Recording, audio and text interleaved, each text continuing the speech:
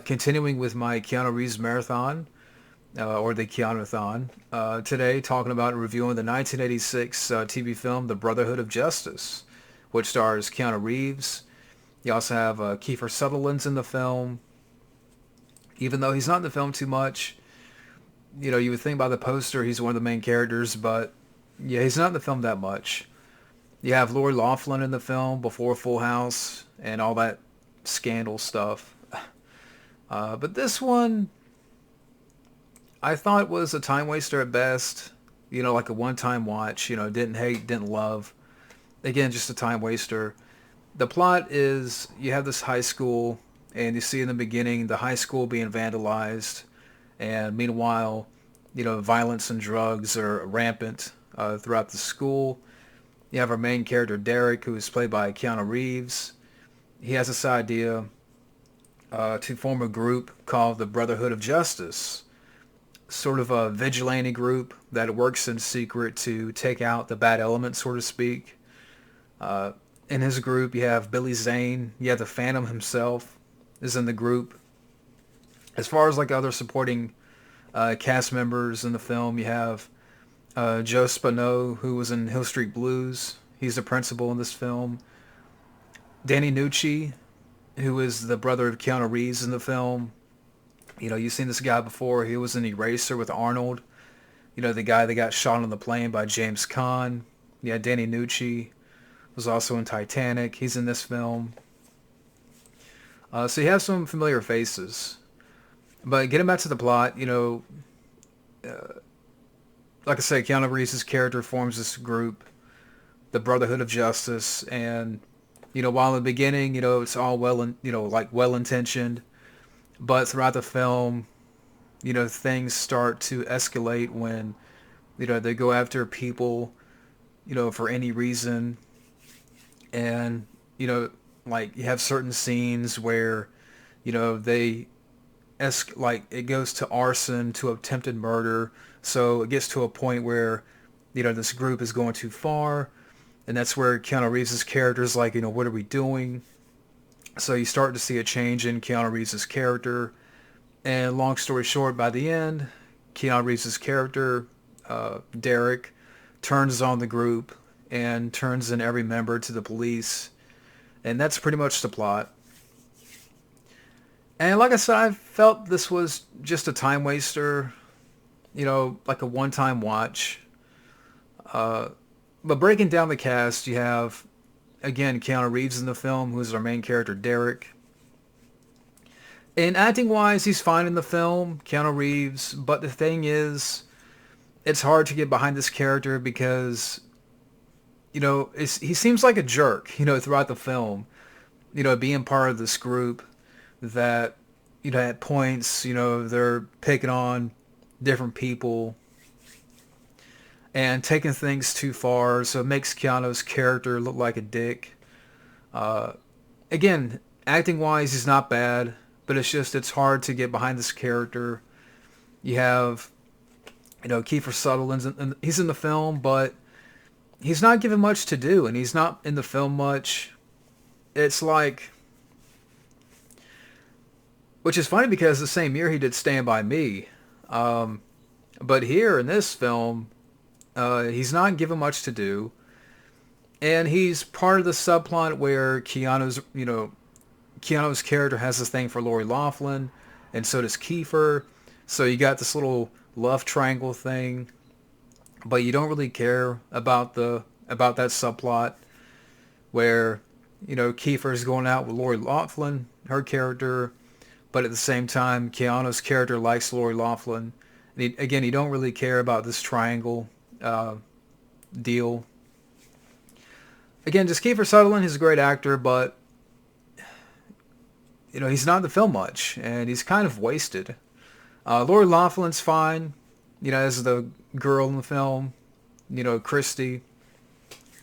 You have Joe Spano in the film, familiar face actor.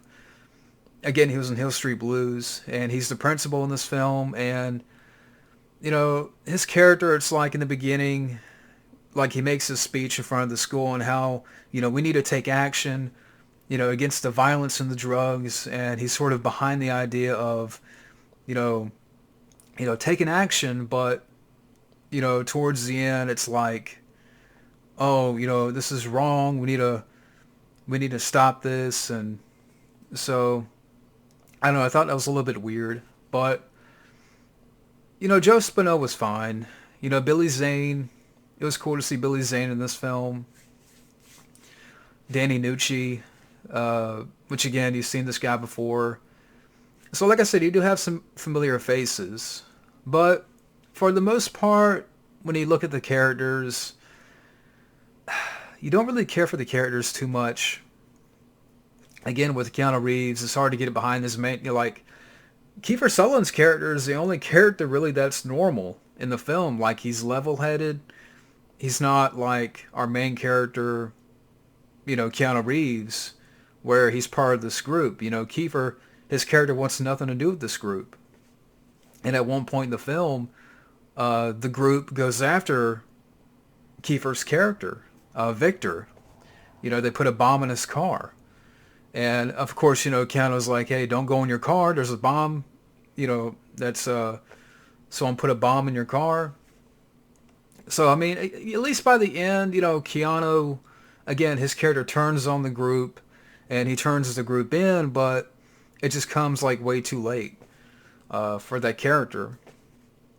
So, I mean, the characters are hard to get behind. Good cast, but, it's just the characters that don't really care for much.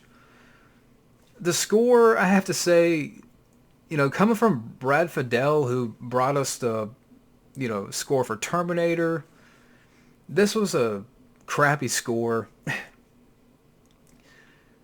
I mean, if you just see clips of the film or check out the film, if you listen to the score, it's just bad. Like, it's like the sound of crickets. I'm not lying. It's like there's a synthesizer and it's like the sound of crickets in the score. I'm like, what? It's just bad. And Brad Fiedel, he's a great composer. Again, the Terminator films, True Lies, but I don't know what happened here. Again, I thought the score was bad. It was kind of distracting, again, because there's like sounds of crickets in the score. So, yeah, I don't know what he was thinking with the score.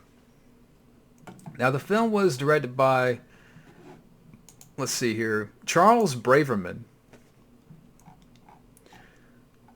And let's see what else this guy's directed. He would go on to direct some episodes of Beverly Hills 90210. He directed an episode of Hercules: The Legendary Journeys, Baywatch. So a lot of TV work. Some documentaries here and there, but I mean, you could definitely tell this was made for TV. This was a TV film. Came out in May of '86. I don't know. I just thought the direction was poor. And again, I know it's a TV film, but I just think that, this director, the way he handled the characters, is like, why don't you give Kiefer, Sutherland's character more, and then Keanu's character is sort of a jerk in the film. And it was written by, let's see here, we got a couple of writers.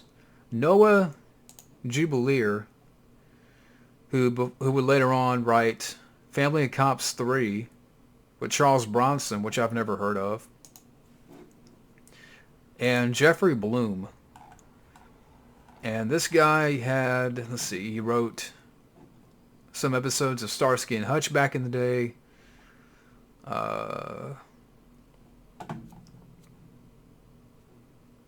Veronica Claire, which I've never heard of, in the 90s. I don't know, I just thought the script was, I don't know, I just didn't really care for the story much.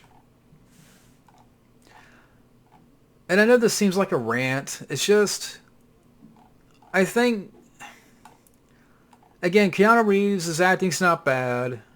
It's just one of these films like I saw once and probably won't watch again.